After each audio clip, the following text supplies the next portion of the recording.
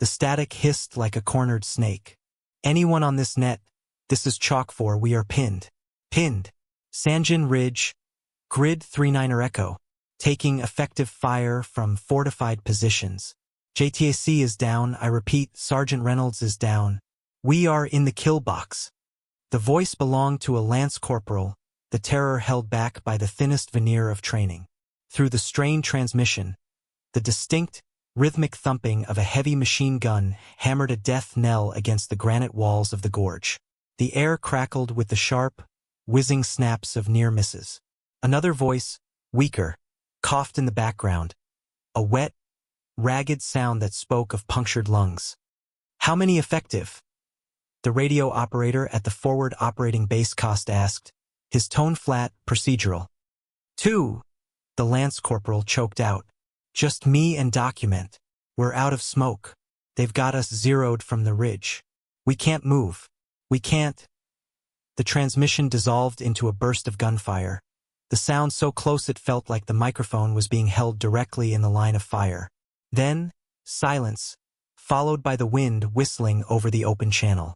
The young Marine was saving his breath, saving his life. In the dimly lit Tactical Operations Center, a cavern of flickering screens and nervous energy, Colonel Marcus Maddox ran a hand over his crew-cut hair. He stared at the topographical map glowing on the main display. Sanjin Ridge was a jagged scar of rock, a fortress carved by nature and perfected by insurgents. The target area, a narrow, winding gorge known grimly as the Serpent's Gullet, was a death trap by design. Crosswinds ripped through it unpredictably, and its steep walls created a perfect echo chamber for shrapnel. "Get me a weather update for the Gullet," Maddox commanded, his voice a low growl that cut through the background chatter. A young Air Force lieutenant at the weather station console turned, his face pale. "Sir, a haboob is kicking up from the west. We're projecting zero visibility and severe turbulence in that sector within 30 minutes. Best case." Maddox's jaw tightened. He looked at the liaison officer for the 354th Fighter Squadron. "What assets do we have on the Ready 5? Warthog 7-1, sir. Major Rostova is on deck." The colonel shook his head, a gesture of final, frustrated dismissal. "Negative. Absolutely not. The Gullet is a coffin for rotary wing, let alone an A-10. Those insurgents have nested Zu-23s on that ridge for a month. We've been trying to get a drone on them for weeks with no luck. Sending a Warthog in there with this weather closing in is a suicide run. The plane would be shredded before she could even get eyes on target." He jabbed a finger at the map, at the tight, unforgiving contour lines. "There's no angle of approach. She'd have to fly straight down their throats, with wind shear that could tear a wing off. The risk to the pilot and the asset is unacceptable." They knew the risks of that patrol route. The words were harsh, a tactical calculus that left no room for sentiment. The Marines of Chalk 4 were being written off. The room fell into a heavy, resigned silence. The cost was too high. The ridge was untouchable. The Marines had been told no one could survive that gorge if it turned hot. They were right. From a shadowed corner of the TOC, where she had been listening without expression, Major Eva Rostova turned and walked out. She didn't challenge the colonel's assessment. She didn't offer a counter-argument or a plea. Words were useless things, clumsy and imprecise. They couldn't bank an airframe into a 90-knot crosswind or feel the subtle shift in pressure that signaled a thermal updraft. They couldn't save the men trapped in the Serpent's Gullet. Her boots echoed softly on the concrete floor as she moved toward the squadron's ready room. Her call sign, Valkyrie, was a misnomer, a dramatic flair bestowed by younger pilots who saw only her quiet intensity and the unnerving calm she projected. They didn't understand that, for her, flying wasn't about mythology or glory. It was a physical language, a conversation conducted between muscle memory, machine, and the unforgiving laws of physics. She bypassed the bustling common area and went straight to her locker. The familiar metallic clang as it opened was a grounding sound. Her movements were a study in economy, each one practiced and purposeful. There was no hesitation, no wasted motion. She pulled on her flight suit, the Nomex fabric cool against her skin. As she zipped it up, her fingers brushed against a worn, circular patch on her left shoulder. It wasn't standard issue. It depicted a black raven in flight, its form stark against an olive-drab background. In its beak, it held a single, impossibly white feather. It was a relic from a different unit, a different war, a story she never told. Her helmet came next. Before she put it on, she ran a thumb over a small, laminated photograph taped to the inside, just above the brow line. It was a faded image of a rugged, snow-dusted mountain peak, a place a world away from this desiccated landscape. A silent reminder. She secured the helmet, the world muting slightly as the visor clicked down. The faint, sterile scent of recycled oxygen and electronics filled her senses. She walked out onto the flight line, the desert heat hitting her like a physical blow. The wind was already picking up, whipping fine grains of sand into stinging projectiles. Hooray! 10 Thunderbolt 2, Warthog July 1st, Saturday waiting. It wasn't a sleek or beautiful machine.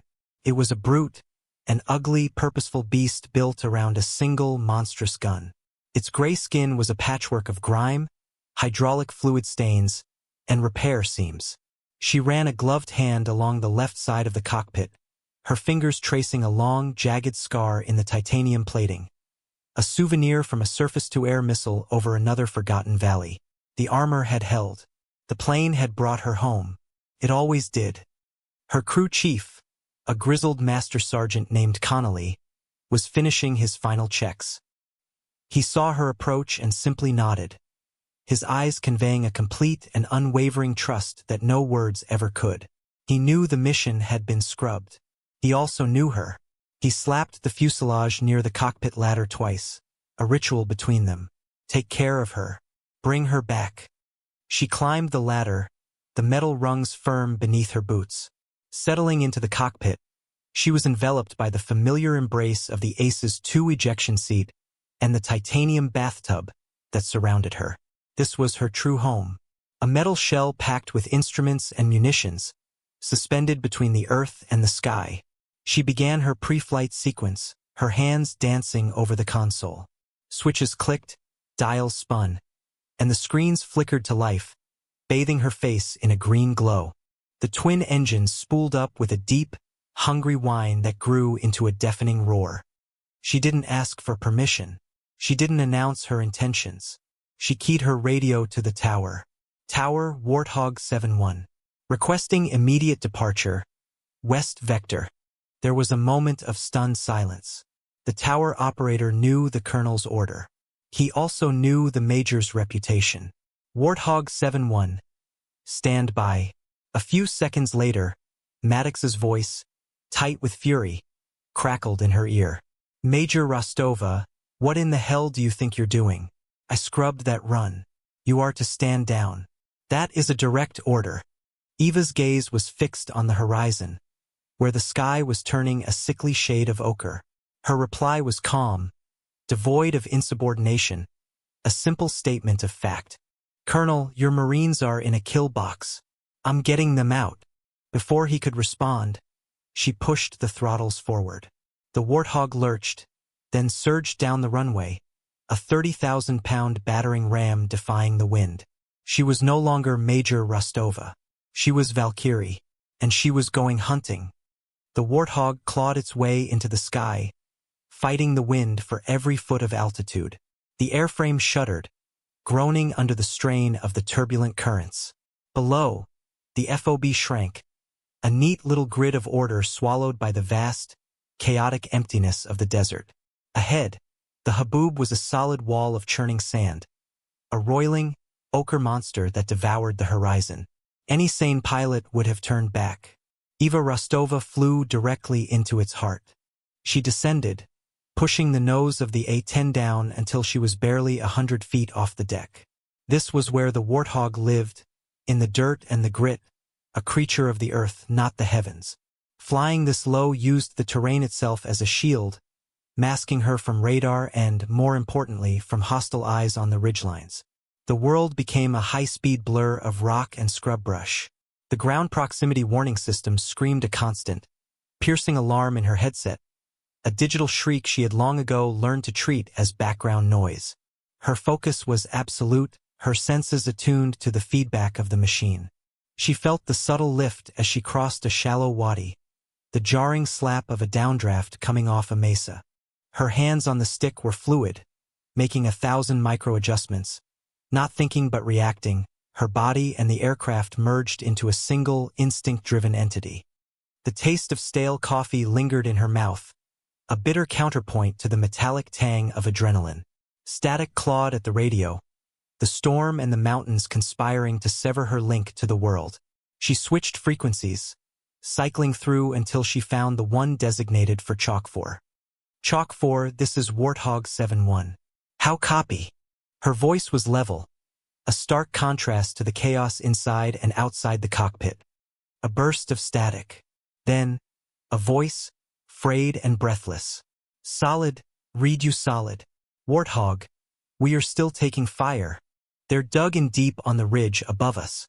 Coordinates 09er Tango 3. I don't need the coordinates, Chalk 4. I need a description. Talk to me. Where is the most immediate threat? She asked, her eyes scanning the jagged silhouette of the ridge now appearing through the haze. The big one, a ZU-23, northeast corner of the ridge, nested in a rockfall. It's been chewing us up for 20 minutes, the Lance Corporal's voice cracked. They're traversing now. I think they hear you. Eva saw it. Not the gun itself, but the subtle, telltale sign of its presence. A flicker of unnatural shadow in a cluster of boulders, a puff of dust that didn't move with the wind. The enemy was good. They were dug in like ticks, but they were looking up, expecting an attack from the sky. They would never see her coming from the side.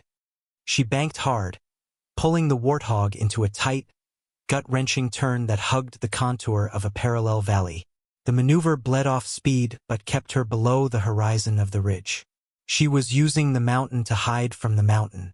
The G-forces pressed her deep into her seat, the blood draining from her head. She grunted, fighting the gray out at the edge of her vision. The plane screamed in protest, but it held. It always held. She lined up her run, coming in perpendicular to the gorge, using the blinding curtain of the sandstorm as cover. She was a wraith of painted steel and ordnance, invisible until the moment of impact. Her thumb moved to the weapons control panel, selecting the GAU-8 Avenger.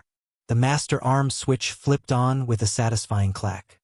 Chalk 4, advise you get your heads down, she said, her voice dropping to a near whisper. She broke from the cover of the parallel valley like a falcon diving from a storm cloud.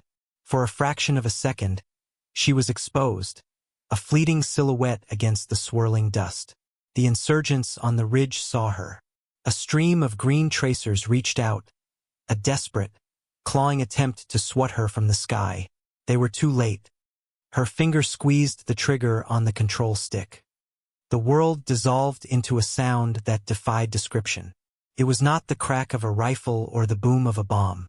It was a cataclysmic roar, a physical force that vibrated through the cockpit, through her bones, through the very air itself. The GAU-8 Avenger, the soul of the Warthog, spoke its single, devastating word, BRRRT, for 1,000 rounds per minute. Depleted uranium shells the size of milk bottles erupted from the nose of the plane, a torrent of incandescent death that struck the ridge not as individual projectiles, but as a solid, cohesive laser of destruction. The rockfall where the ZU-23 had been nested ceased to exist. Granite, steel, and flesh were vaporized in a churning cloud of pulverized stone and red mist. The ground erupted as if struck by a meteor. The line of tracers targeting her vanished, its source obliterated from reality. She didn't admire her work. The moment the gun fell silent, she was already banking away, diving back into the cover of the terrain, the image of the impact already processed and filed away. She keyed her mic Chalk 4 Warthog 7-1. First emplacement down.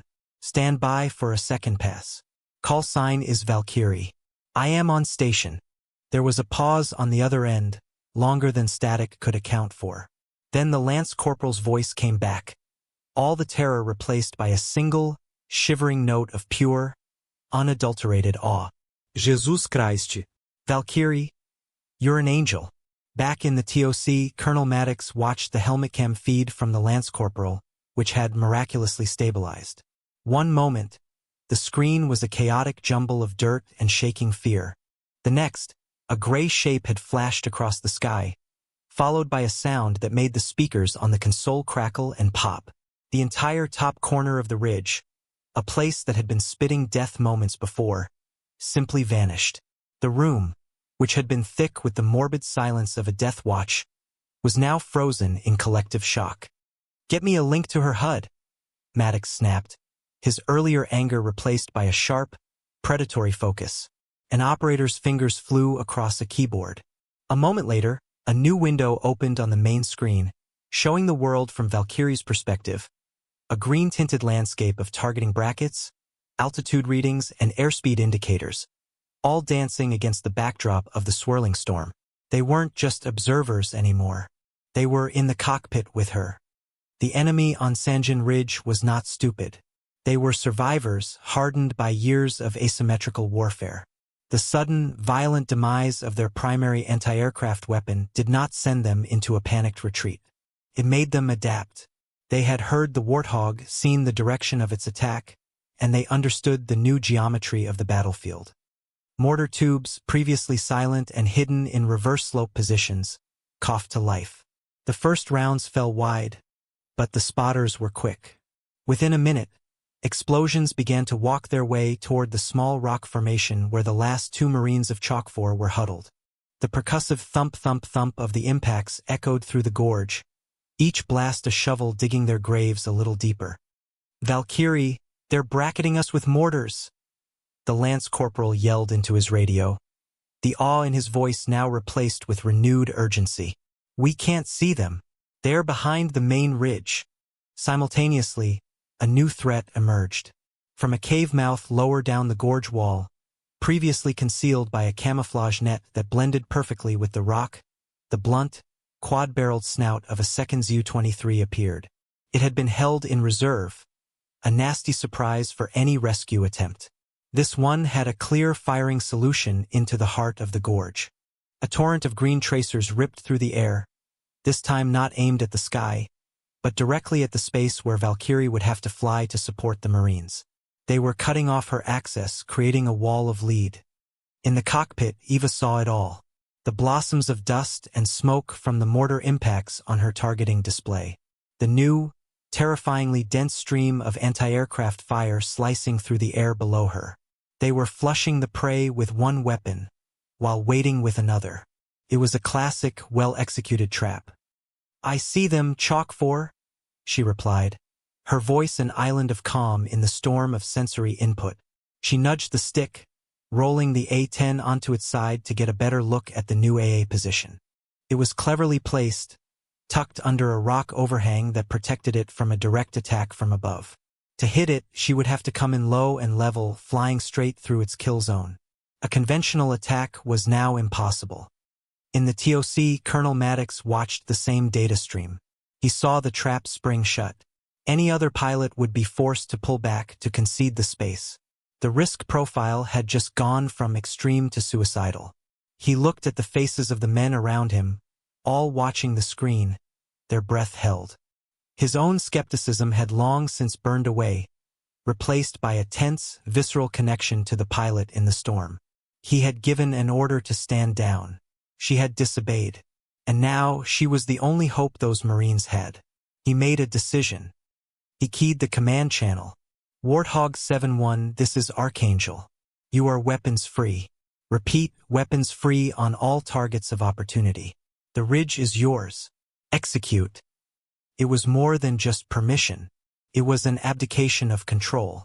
It was Maddox admitting that the rulebook he lived by was useless here. The pilot in the air knew more than the commander on the ground. He was handing her the battle, placing his trust not in procedure or protocol, but in the instincts of the woman he had tried to ground 30 minutes ago. Eva heard the call. She didn't acknowledge it with words. Her acknowledgement was the subtle but decisive movement of her hands. She broke off her holding pattern, not climbing away from the threat, but diving. She was diving toward the mouth of the gorge itself. The new AA gun was a problem that couldn't be solved from a distance. The mortars were a problem that couldn't be solved while dodging tracers. She had to rewrite the rules of engagement. The nose of the warthog dipped. Her speed increased. The rocks below became a sickening, high-speed smear. The plan that formed in her mind was not a product of slow, careful deliberation. It was an instinctive flash of insight, a violent, elegant solution born from 1,000 hours of flight and a deep, intimate understanding of what her aircraft could do and what it could be forced to do. She wasn't going to fly over the ridge. She was going to fly through it. The plan was madness. It defied every standard operating procedure, every lesson taught in flight school, every instinct for self-preservation. A pilot's cardinal rule is to maintain altitude, to keep a safety margin between the aircraft and the unforgiving ground. Eva was about to break that rule in the most spectacular way imaginable. She wasn't just going low. She was going inside. She pushed the stick forward, sending the 30,000-pound warthog into a steep, controlled dive directly toward the entrance of the serpent's gullet. The altimeter unwound with terrifying speed. The Zu-23 below her, anticipating an attack from above, tilted its barrels upward. It was looking in the wrong direction. Eva leveled out just feet above the rocky, debris-strewn floor of the gorge. She was now flying below the ridgeline. The sheer granite walls, which had been a tactical problem on a map, were now a physical reality, rushing past her wingtips with what felt like inches to spare. The space was so tight that the turbulence became a series of violent, unpredictable shoves. The plane was bucking like a wild horse, thrown from side to side by the compressed, swirling winds. The roar of the twin GTF-34 engines, contained by the narrow canyon, became a deafening, echoing thunder that shook the very stones. From the Marines' position, the sound was apocalyptic. They had been huddled against the rock, braced for the next mortar impact, when a noise unlike anything they had ever heard filled the world. A sound that was part engine, part hurricane. Lance Corporal Harris risked a look, and what he saw stole his breath. An A-10, their A-10, was thundering up the gorge beneath him, its wings seeming to scrape both sides of the canyon at once. It was a vision of impossible, terrifying grace.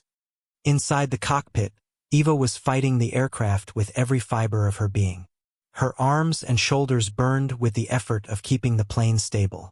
Her view through the forward canopy was nothing but a narrow, winding ribbon of gray rock and brown dust. This was no longer flying. It was navigating a three-dimensional maze at 400 knots. Every nerve was alight, processing the flow of air, the feedback from the controls, the proximity warnings that had blended into a single, continuous scream. The second Zu-23 emplacement was just ahead, around a blind corner. She couldn't see it, but she knew its position. It was above her, on the left wall, its guns still pointing uselessly toward the sky. She had a firing window of perhaps 1.5 seconds. Her thumb flicked over to the AGM-65 Maverick missile controls.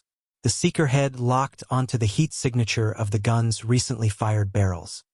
As she rounded the bend, she yanked the stick back and to the right, forcing the warthog into a brutal high-G climbing turn. The plane responded with a deep, shuddering groan. For a moment, the left wingtip, scarred and patched from a previous life, scraped against a rock outcropping. A shower of sparks and a screech of protesting metal filled the air. She ignored it. The nose of the aircraft pointed up. The target tone in her headset screamed solid lock. She squeezed the trigger. "Fox 2, she breathed, the words a quiet exhalation. The Maverick missile leaped from its pylon, its rocket motor igniting with a brilliant flash of white fire. It didn't fly straight. It flew up and over the rock overhang that had protected the gun from above, then pitched down, following its heat-seeking instructions with pitiless accuracy. The resulting explosion was colossal. The cave mouth vomited a fireball of fuel, ammunition, and shrapnel. The entire gun emplacement, along with a significant chunk of the cliff face, cartwheeled into the gorge, smashing onto the rocks below in a tangle of twisted, burning metal. Eva didn't wait to see the impact. She was already pushing the nose down, completing her impossible loop, and exiting the gorge the way she came, leaving a trail of thunder and stunned silence in her wake. In the TOC, the assembled staff stared, mouths agape, at the HUD feed. They had just witnessed a maneuver that shouldn't have been possible, a legend being written in real time.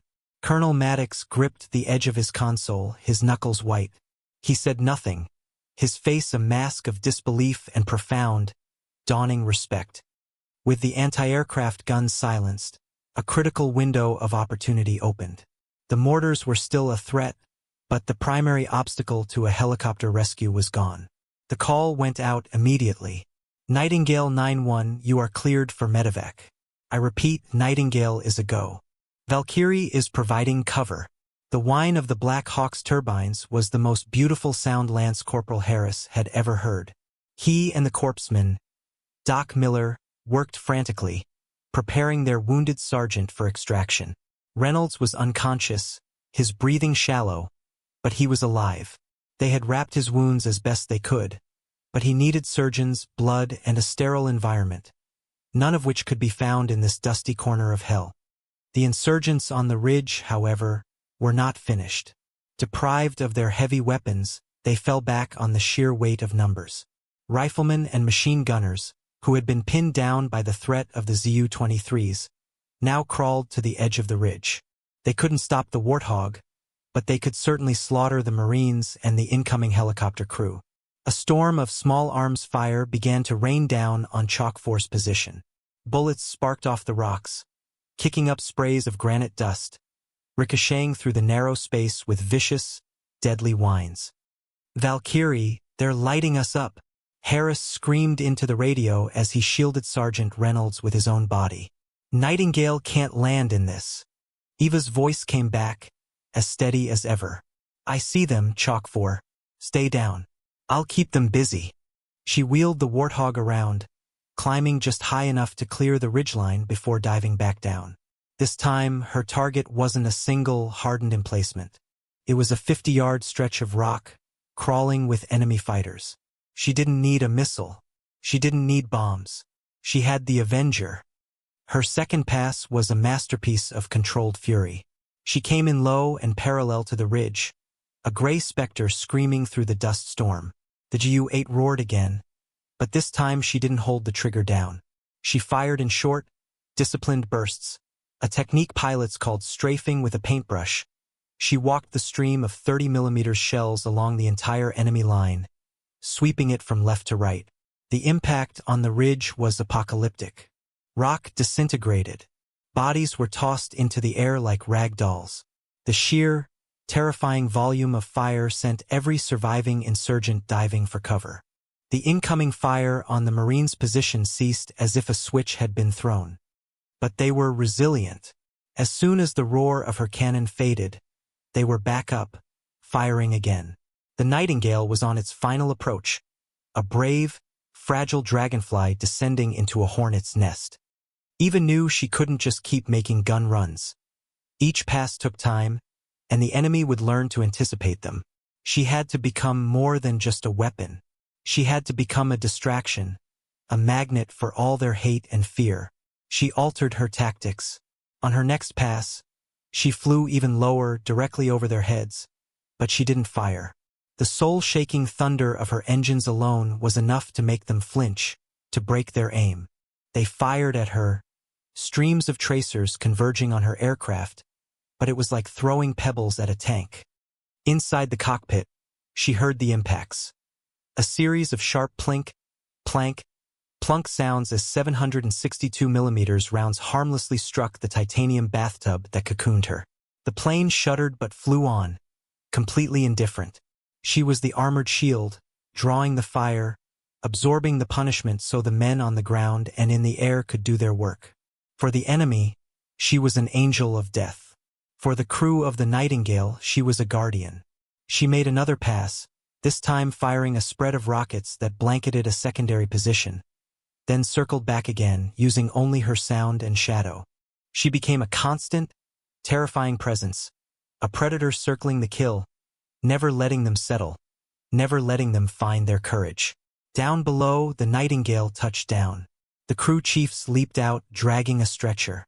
Doc Miller and Harris scrambled to load Sergeant Reynolds. The entire operation happening under the protective umbrella of the Warthog's relentless patrol. "He's in.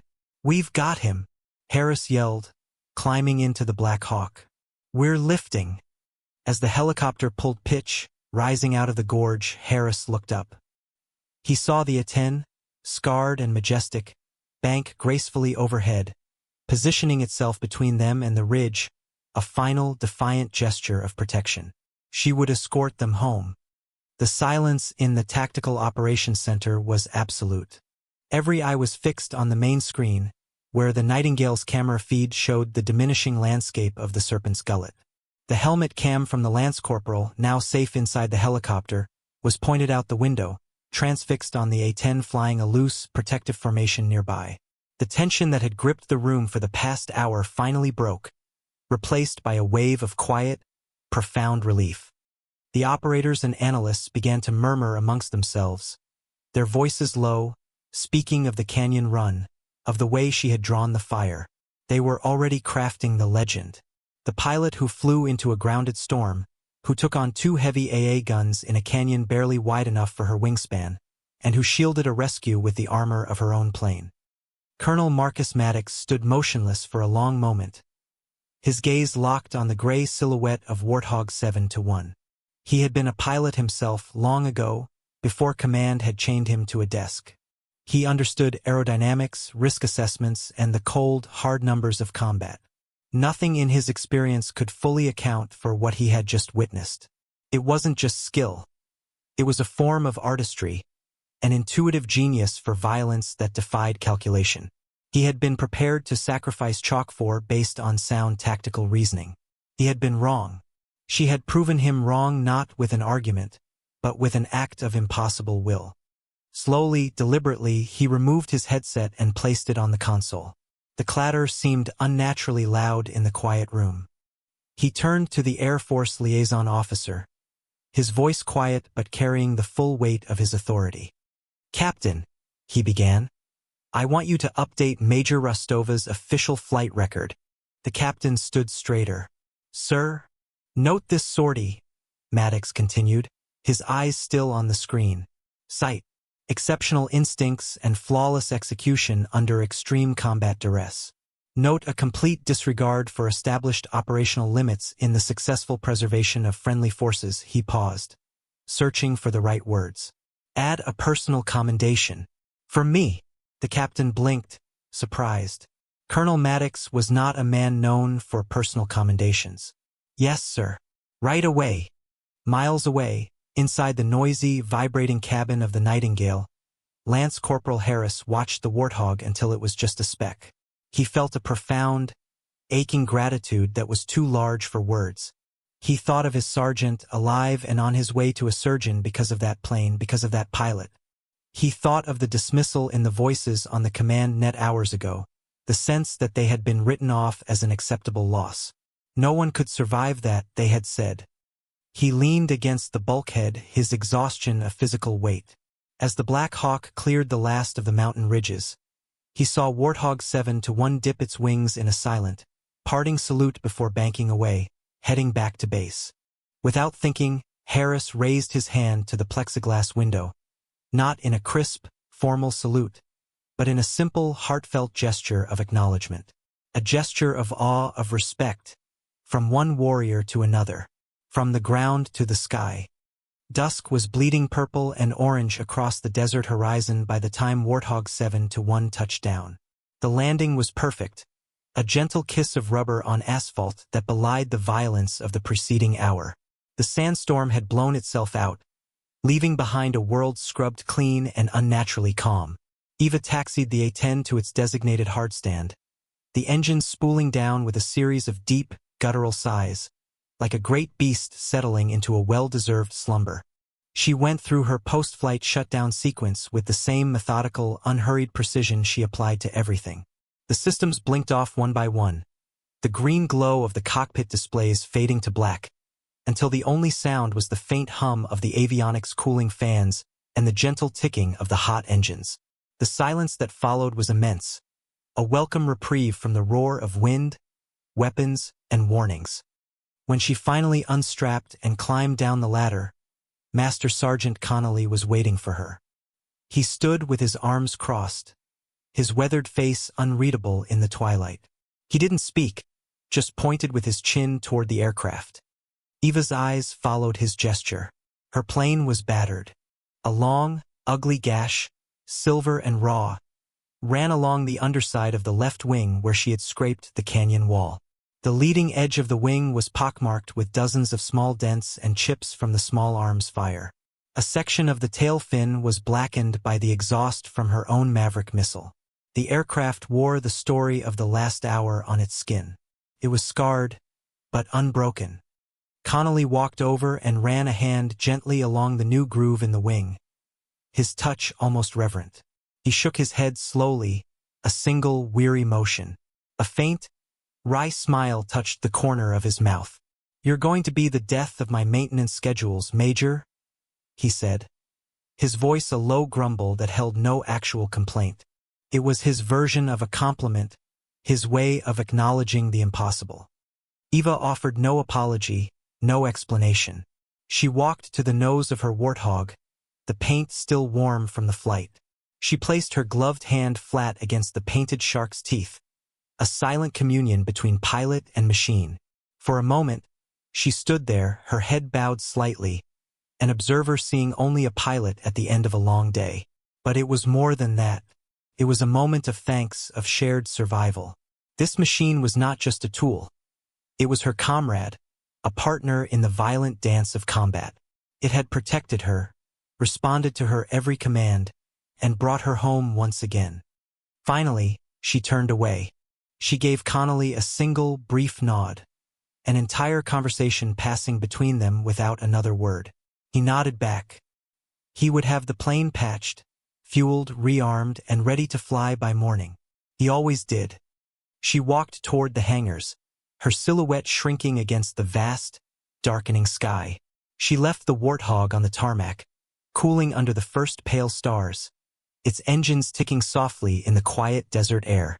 There would be talk in the mess hall, reports to file, and a legend being cemented in the hushed conversations of pilots and ground crews. But for Major Eva Valkyrie Rostova, it was over. The noise was done. The Marines were safe. The mission was complete. It was just another flight. And tomorrow there would be another.